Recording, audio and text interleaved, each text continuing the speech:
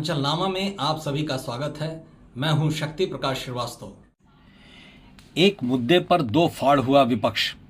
केंद्र की सत्ता से बीजेपी और उसके गठबंधन को बेदखल करने के लिए देश का विपक्ष हर मोर्चे पर एकजुट रहने की कोशिश करता है।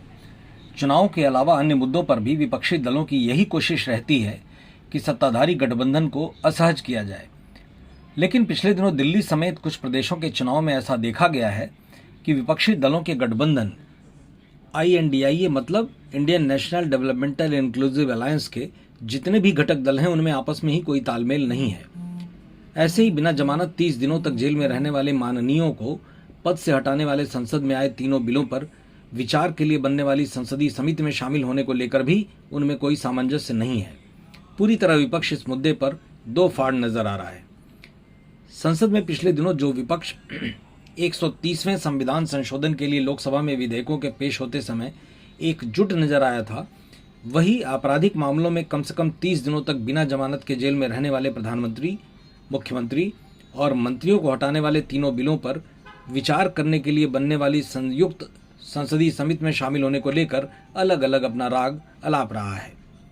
इस स्थिति का सबसे अधिक फायदा सियासी तौर पर बीजेपी और उसके गठबंधन की सरकार को मिल रहा है, क्योंकि एक तो उसे विपक्षी दलों का भ्रष्टाचार का हितैषी बताने का मौका मिल रहा है, दूसरी तरफ इनके बंटने से भी उसे सियासी लाभ मिल रहा है। संयुक्त संसदीय समिति में शामिल होने को लेकर विपक्षी दलों में जबरदस्त मतभेद है। जहां INDIA के प्रमुख घटक दल कांग्रेस और लेफ्ट पार्टियां इसमें शामिल होकर अपनी बात रखने की पक्षधर हैं, वहीं तृणमूल कांग्रेस, आम आदमी पार्टी, समाजवादी पार्टी और शिवसेना UBT जैसे दलों ने साफ तौर पर इसमें शामिल होने से मना कर दिया है। कांग्रेस का मानना है कि JPC यानी संयुक्त संसदीय समिति में सत्ता पक्ष के सांसदों का दबदबा होने के बावजूद कांग्रेस की मौजूदगी से रिपोर्ट एक तरफा नहीं होने पाएगी। JPC में शामिल न होने की स्थिति में YSR कांग्रेस पार्टी, BJT और BRS जैसी पार्टियां JPC में विपक्ष की भूमिका निभाने लगेंगी। इससे विपक्ष की सबसे बड़ी पार्टी कांग्रेस के वजूद पर संकट खड़ा हो सकता है। यही वजह है कि कांग्रेस अपनी तरफ से DMK, RJD, JMM और NCP, ACCP जैसी पार्टियों से समर्थन के लिए संपर्क कर रही है, जबकि TMC ने अपना स्टैंड क्लियर रखते हुए कहा है कि 130वें संशोधन विधेयक पेश होने के समय ही हमने विरोध किया था और हमारा मानना है कि JPC एक दिखावा है, इसलिए हम AICTC की ओर से इसमें किसी को नामित नहीं कर रहे हैं। इस मुद्दे पर सपा और शिवसेना UBT एक साथ है। इनका भी मानना है कि JPC का कोई मतलब नहीं है।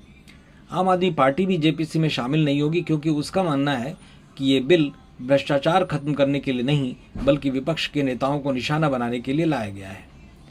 सियासी जानकारों का मानना है कि विपक्षी गठबंधन के दलों में उपजे इस मतभेद की वजह JPC से कहीं अधिक कांग्रेस का विरोध करना है, क्योंकि तृणमूल कांग्रेस समेत उसके सहयोगी दल गठबंधन के अंदर ही कांग्रेस का नेतृत्व बर्दाश्त नहीं कर पा रहे हैं। मतलब की बात में आज बस इतना ही।